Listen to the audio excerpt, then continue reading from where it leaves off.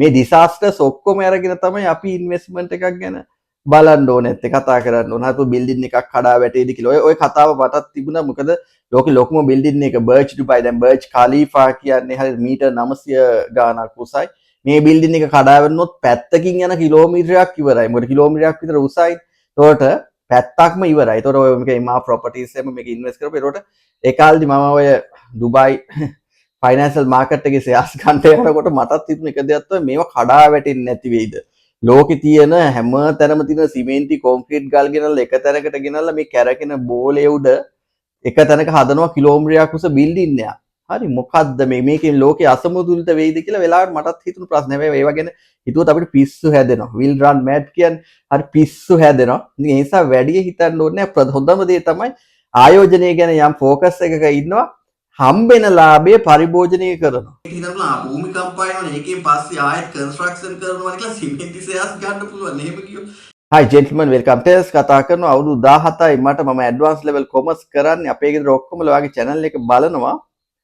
කතා කරන්නේ මෙහෙමයි මේ ප්‍රශ්නෙට උත්තර දෙන්න ඕන කියලා තමයි ලියලා තියෙන්නේ. මේ දැන් නිතරම කතා කරනවා භූමිකම්පා වගේ ඒවා. ඒ හින්දා මේ භූමිකම්පා එක්ක මම හිතනවා ආයෝජනය කරනවා නම් ඔය බිල්ඩින් එහෙම වැඩියෙන් තියෙන හොස්පිටල් හොටෙල් ඒ වගේ ඉන්වෙස්ට් කරන්නේ නැතුව මේ ප්ලාන්ටේෂන් ස්ටොක්ස් වල එහෙම ගත්තොත් හොඳයි නේද කියලා මට දැන් තාම ෂෙයාර්ස් ගන්න බෑ. ඒත් අපේ තාත්තා ගන්නවා. මම තාත්තට මෙහෙම කිව්වා මොකද හිතන්නේ කොහොම හරි උත්තර දෙන්න කියලා තමයි ලියලා තියෙන්නේ මේ ප්‍රශ්නෙට.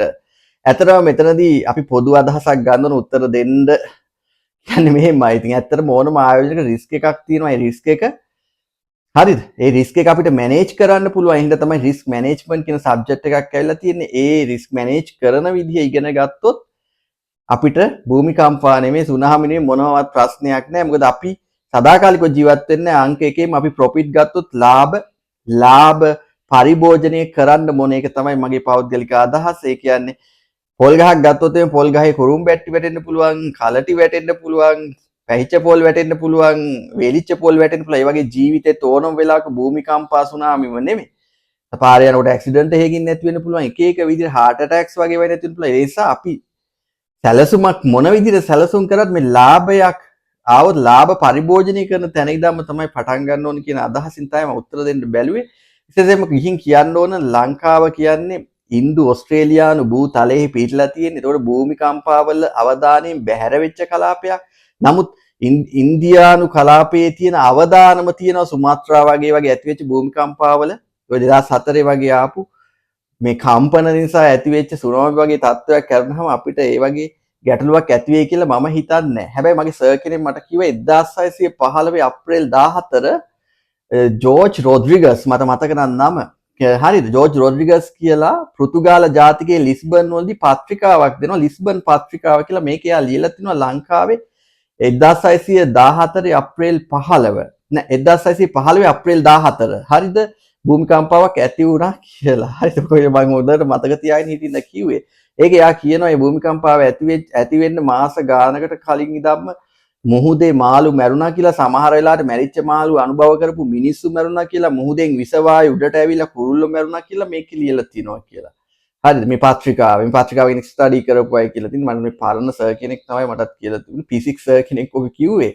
හරිද මම මේ කොමර්ස් සබ්ජෙක්ට්ස් ගැන කතා කරාට මම කම්බයින් මැත්ස් හරි කෙමිස්ට්‍රි ෆිසික්ස් සබ්ජෙක්ට්ස් කරපු කෙනෙක් තමයි. හරිද ඉතින් ඒකට මේ සර් කියනවා මේ ලිස්බන් වල මේ පත්‍රිකාවේ ලියලා තිනවා කියලා. ඉතින් භූමිකම්පාව එන්න කලින් එදා පැය භාගයට කලින් ඉර බැහැගෙන ගියා කියලා කියනවා. ඊට පස්සේ මේ ක්ෂණික වකුණු ආවක් කියලා කියනවා, හුලං ආවක් කියනවා. ඒකම අකුණු වැදිලා සමහර බිල්ඩින් විනාශ වුණා කියනවා. විස වායු දුර්ගන්ධ ඇති වුණා කියලා කියනවා. ඔහොම ඇවිල්ලා ඊට පස්සේ භූමිකම්පාවෙන් පස්සේ පහුවෙන්දා එහෙම බලනකොට එහෙම සෑහෙන දුරට පොළව ඉරිතැලීම් ගිහින් කුහර හැදිලා හරි ලොකු විනාශයක් වුණා කියනවා. ඒතකොට ඔය කොළඹ බටහිර පවුරේ තිබ්බ අට්ටාලපවා ගැලවිලා ගියා කියලා ජෝර්ජ් රොඩ්රිගස් ලියලා තිනවා කියලා ඒ සර් මට කිව්වා. ඔයාලා විස්තර දන්නවා නම් ඒක හොයලා බලන්න. ඉතින් දැන් ඔය වස්තු සමාගම් වල ආයෝජනය කරනවා කියපුවම දැන් මට හිතුනේ දැන් මෙහෙමයි ඕනම තැනක රිස්ක් එකක් තියෙනවා. ලංකාවේ භූමිකම්පාව විතරක් නෙමෙයි ගං වතුර නාය මේ හැම දෙයක්ම තියෙනවානේ. ඒකට කොරෝනා වගේ වසංගතයන් අනාගතේ දෙන්න පුළුවන්. මේ හැමදේම පොදුවේ අරගෙන මේ ඩිසාස්ටර්ස් ඔක්කොම අරගෙන තමයි අපි ඉන්වෙස්ට්මන්ට් එකක් ගැන බලන්න ඕනේ නැත්තේ කතා කරන්න ඕන. හතු බිල්ඩින් එකක් කඩා වැටේද කියලා. ඔය කතාව මටත් තිබුණා. මොකද ලෝකේ ලොකුම බිල්ඩින් එක බර්ජ් ඩුබයි. දැන් බර්ජ් ඛලීෆා කියන්නේ හරිය මීටර් 900 ගාණක් උසයි. මේ බිල්ඩින් එක කඩා වැටුනොත් පැත්තකින් යන කිලෝමීටරයක් ඉවරයි. මොකද කිලෝමීටරයක් විතර උසයි. ඒකට පැත්තක්ම ඉවරයි. ඒතකොට ඔය මේක ඉමා ප්‍රොපර්ටිස් එකම මේක ඉන්වෙස්ට් කරපුවා. ඒකට ඒ කාලේදී මම ඔය ඩුබයි ෆයිනෑන්ෂල් මාකට් එකේ ෂෙයාර්ස් ගන්න යනකොට මටත් හිතුණ එක දෙයක් තමයි මේවා කඩා වැටෙන්නේ නැති වෙයිද. ලෝකේ තියෙන හැම තැනම තියෙන සිමෙන්ති කොන්ක්‍රීට් ගල් ගෙනල්ලා එක තැනකට ගෙනල්ලා මේ කැරකෙන බෝලේ උඩ එක තැනක හදනවා කිලෝමීටරයක් උස බිල්ඩින් එකක්. හරි මොකද්ද මේකෙන් ලෝකේ අසමතුලිත වෙයිද කියලා වෙලාවට මටත් හිතුණු ප්‍රශ්න. හැබැයි ඒවා ගැන හිතුවොත් අපිට පිස්සු හැදෙනවා. will run mad කියන්නේ හරි පිස්සු හැදෙනවා. ඉතින් ඒ නිසා වැඩි හිතන්න ඕනේ නැහැ. හොඳම දේ තමයි ආයෝජනය ගැන යම් ફોකස් එකක ඉන්නවා. හම්බෙන ලාභය පරිභෝජනය කරනවා. හරිද? අන්න එක තමයි හොඳම දේ. ලාභෙන් තුනෙන් එකක්වත් පරිභෝජනය කරනවා, ට්‍රිප් එකක් යනවා, නැවත ආයෝජනය කරන එක ඔයාලා කැමති. එතකොට අපිට හෙට මැරුණත් මේ මොහොතේ මැරුණත් ප්‍රශ්නයක් නැහැ. අපි යම්කිසි ඇක්ටිවිටි එකක් කරලා. ඒක රිස්ක් මැනේජ්මන්ට් එක ගැන කතා කරනවා. දැන් වතු සමාගමක් ගැන කියනකොට මම අවුරුදු ගානකට කලින් මගේ එක වීඩියෝ එකක් කිව්වා. ඔය රත්නපුරේ කිට්ටුව ඇහැලිය උඩට එහයින් වගේ ඔන්න ඔය පැත්තක මට තැන හරියට දැන් මතක නැහැ. හරිද? පාර මැද පාර තියෙනවා උඩ තියෙනවා තේ වත්තක්. හරි? පාරෙන් පාතර එක සැරයක් වැස්සට පස්සේ උඩ තියෙන තේ වත්ත සම්පූර්ණයෙන්ම දැන් ඔය පොළව යට ගල වගේ තියෙන අර පස් කොටසත් එක තේ වත්ත සම්පූර්ණයෙන්ම අර පාරෙන් පල්ලේ වත්තට ඇවිල්ලා. හරිද? අදටත් තේ දළු කඩන්නේ අර පල්ලේ වත්තේ උඩ වත්තේ දැන් තේ නැහැ. උඩ තියෙන පස් කොටසත් එක තේ වත්තම පල්ලෙහාට ස්ලොප් වෙලා ඇවිල්ලා පල්ලේ වත්තේ තේ කඩනවා. එතකොට හිතන්නකො කොහෙද රිස්ක් මැනේජ්මන්ට් කියලා පහුගිය දවස්වල දැන් මාස දෙකකට කලින් ලොකු විනියගයක් තිබුණානේ. ඉතින් ලක්ෂ ගාණක් වියදම් කරලා මගේ යාළුවෙක් හැදුවා තේ. හරිද? හරි තේ හැදුවට පස්සේ මේ තේ ගස් ටික ඔක්කොම වගේ මැරිලා ගියා. එතකොට සල්ලි බිඳුව වෙලා අන්න රිස්ක් එකක් තියෙනවා. සමහරට එක වැස්සෙන් වෙන්න පුළුවන්, නියගයෙන් වෙන්න පුළුවන්, සමහරට රෝගයකින් වෙන්න පුළුවන්. හරි මට ওই පහුගිය දවස් කපුණා අක්කර 7ක විතර පොල් වත්තක් තියෙන මහත්තයෙක්. එයා කියනවා පොල් ගෙඩි 220 ගානයි කැඩුවි කියලා අක්කර 7. මෙතන ලාටු රෝගය, ඊට පස්සේ කුරුමිනියෝ රෝගය, කළුමුල් කුරුමිනියෝ, රතු කුරුමිනියෝ. ඉතින් එතකොට මේ හැම තැනම තියෙනවා රිස්ක් එකක්. අන්නේ රිස්ක් එක මැනේජ් කරන්න රිස්ක් මැනේජ්මන්ට් කන්සෙප්ට්ස් ඇප්ලයි කරන්න ඕනේ. ඒකින්ද තමයි ෂෙයාර්ස් වල යම් ප්‍රමාණයක් එහෙම දැන් පහුගිය දවස්ක දැන් කියනවානේ බැංකු පොලියෙන් 10%ක් ටැක්ස් ගෙවන්න ඕන කියලා. දැන් හුඟක් මගේ මැසේජ් එවන්නේ මම මෝ ටැක්ස් ගෙවන්න ඕන වේද කියලා. සමහර අය හිතන්නේ බැංක් බැලන්ස් එකෙන් ටැක්ස් ගෙවන්න වෙයි 10%ක් කියලා. ඉතින් එහෙම ඉතින් හිතාගෙන එහෙට දුවනවා මෙහෙට දුවනවා කොහොමද මේ බදු නොගෙව ඉන්නේ කියලා. ඉතින් එහෙම. ඉතින් ඒ හින්දා ඕනම දෙයක සමහරවිට ස්වභාවික විදිහට සමහර රිස්ක් එක ඇති වෙන්න පුළුවන්. රාජ්‍ය ප්‍රතිපත්ති මත රිස්ක් ඇති වෙන්නත් පුළුවන්. දැන් උදාහරණයක් විදිහට දැන් මේ වෙලාවේ ඩොනල්ඩ් ට්‍රම්ප් ටැක්ස් කරනවා. හරිද? කැනඩා ඔය රටවල් වලට ඊට පස්සේ බලපෑම් ඇති කරන දැන් ඉන්දියාවේ සමහර කම්පැනිස් බය වෙලා ඉන්නවා. මොකද ඉන්දියාවෙන් එක්ස්පෝර්ට් කරනකොට ඇමරිකාවට හරි සමහර ඒවාට ටැක්ස් ඇප්ලිකබල් වෙයි කියලා ලොකුවට. එහෙම වුණොත් එහෙම ඉන්දියන් ප්‍රොඩක්ට්ස් කොස්ට් එක වැඩි වෙයි කියලා. දැන් අපි බය වෙලා ඉන්නවා යුරෝපා සංගමයත් එක්ක GSP ප්‍රශ්න. එතකොට එයාලා ටැක්ස් කරොත් අපේ භාණ්ඩවලට ඒ මාකට් එකේ මොකද වෙන්නේ?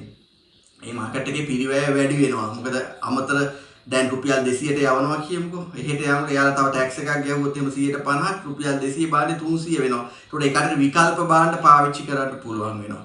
විකල්ප භාණ්ඩ පාවිච්චි කරනකොට අපේ භාණ්ඩ ඩිස්කරේජ් වෙලා ඒ භාණ්ඩ පොසිටිව් වෙනවා. මොකද ලාභ වෙනවා. ඉතින් එතකොට ඕනම වෙලාවක රිස්ක් එක කියන එක තියෙනවා. සමහරට ඒක ස්වභාවික වෙන්න පුළුවන්. සමහරට ඒක කෘත්‍රිම වෙන්න පුළුවන්. රාජ්‍ය ප්‍රතිපත්ති මත වෙන්න පුළුවන්. ඉතින් ඒ නිසා අපි බය වෙන්න ඕන භූමිකම්පාවක් කියන තනි දෙයකටවත් බිල්ඩින් එකක් කඩා වැටෙන එකක්වත් එහෙම නෙමෙයි. එහෙම බැලුවොත් එහෙම භූමිකම්පාවක් කියන එක භූමිකම්පාවෙන් පස්සේ කෙනෙක්ට හිතනවා භූමිකම්පා වෙනවනේ ඒකෙන් පස්සේ ආයෙත් කන්ස්ට්‍රක්ෂන් කරනවා කියලා සිමෙන්ති ෂෙයාර්ස් ගන්න පුළුවන්. එහෙම කිව්වොත් හරි ඒක නෙමෙයි මෙතන වෙන්න ඕනේ. මට කිව්වා මගේ බංග්ලාදේශ යාළුවෙක් හිටියා කියලා. ඒකට මේ ඔක්කොම උදාහරණ හරි ටිකක් එයා පාතාල සම්බන්ධයි ටුවක්වක් හිතන තියෙනවා කියලා තමයි එයා කිව්වේ. ඇත්තම එහෙම ඇති. මේ එයා ගඩොල් බිස්නස් එකක් කරනවා. හරි මේ කියන්නේ ගඩොල් බංග්ලාදේශ වගේ රටවල් වල නිතර වැස්ස ඇති වෙන නිසා මම කියලා තිනවා කලින් වීඩියෝ එක. හරිද? අවුරුද්දකට දෙපාරක් විතර මිනිස්සු ගෙවල් හදනවා කියනවා. ඉතින් මේකෙදි මේ වැස්ස කාලේට ගඩොල් විකිනෙන්නේ නැහැ. වැස්සෙන් පස්සේ ගඩොල් විකිනෙනවා. ඒකට වැස්ස කාලේට ගඩොල් විකිනෙන්නේ නැති හින්දා අර කම්පැනිස් අර ෆැක්ටරිස් වල පඩි ගෙවා ගන්නවත් බැරි වෙනවා. මේ යාළුවා කරන්නේ අර ගඩොල් ෆැක්ටරියේ තියෙන ගඩොල් ටික ඒ ඉන්වෙන්ටරි එක හරි පේපර් එකකින් සල්ලි වලට ගන්නවා බිම් කුලියකුත් ගෙවලා හරි උදාහරණයකට ගඩොලයා රුපියල් 20ට විකුණනවා නම් මේ ගඩොල් විකිණෙන්නේ නැති කාලේට ගඩොලයා රුපියල් 12ට 13ට ගන්න පුළුවන්. ගඩොල් 10,000ක් ගත්තා නම් 10 අපි කියමුකෝ 1,30,000යි කියලා. හරි 1,30,000කට ගන්නවා බංග්ලේශ සල්ලි වලින්. හරි මම සරලව කියන්නේ. ඊට පස්සේ දැන් වැස්ස ඉවර වෙලා දැන් මිනිස්සු ආපහු වැස්සට ලොකුවට ගෙවල් කැඩිලා යනවා. මොකද මූදු මට්ටමින් සමහර කොටස් පාතයි.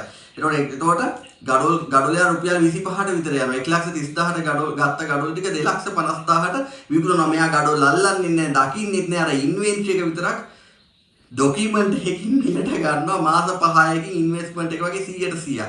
එතකොට අන්න රිස්ක් එක හරි මේ කන්ටිනියස්ලි මේ වෙන රිස්ක් එක ප්‍රොෆිට් එකක් කරපු අවස්ථාවක් තියෙනවා. ඒ කියන්නේ මේ වෙන ඩිසාස්ටර් එක ප්‍රොෆිට් කරන වෙලාවලුත් තියෙනවා. ඒකට අපි ඩිසාස්ටර් එකක් ආපදා තත්ත්වයක් නෙගටිව් විදිහට දකිනවා වගේම තව කෙනෙක් ආපදා තත්ත්වයක් පොසිටිව් විදිහට දකින්නත් පුළුවන්. එහෙම බලනකොට කෙනෙක්ට හිතන්න පුළුවන් මේ භූමිකම්පා වලින් එහෙම නැත්නම් යුද්ධකින් නැති වෙච්ච ඒවා ආය හදන නිසා සිමෙන්ති වලට ඉල්ලුමක් ඇති වෙන්නේ කියලා. ඒ විදිහට බැලුවොත් ඒ හින්දා එකම අන්තයකට යන්න එපා. මේකේ හරිද? මේකේ සමහර ආයෝජන තියෙනවා සමහරට මොහොතින් මොහොත සමහරලාට වෙනස් කරන්න වෙනවා. ලෝක තත්ත්වයන් තුල සමහරට අපි කාලමික දේශමුල තත්ත්වයන් උනත් සමහරට එහෙම බලපෑම් වෙන්න පුළුවන්. එහෙම නැත්නම් ලෝකේ තියෙන වසංගත ඒ වගේ තත්ත්වයන් එක්ක මේ අපේ ආයෝජන තීරණ වෙනස් කරන්න වෙනවා. හරි ඒක කිසි ගැටලුවක්ම නැහැ. එතකොට ඒකයි අපි කියන්නේ short term, mid term, long term එක විදිහට ඉන්වෙස්ට්මන්ට්ස් කරන්න ඕන. විවිධාකාර ශේෂ්ත්‍ර වල ආයෝජනය කරන්න ඕන. ස්ටොක් මාකට් වල කොටසක් සමහර ගෝල්ඩ් හරි ෆිසිකලි මොනවා හරි වගේ මාකට් එකකට කොටසක් ලෑන්ඩ් වල කොටසක් සමහරට ඒ විදිහට අර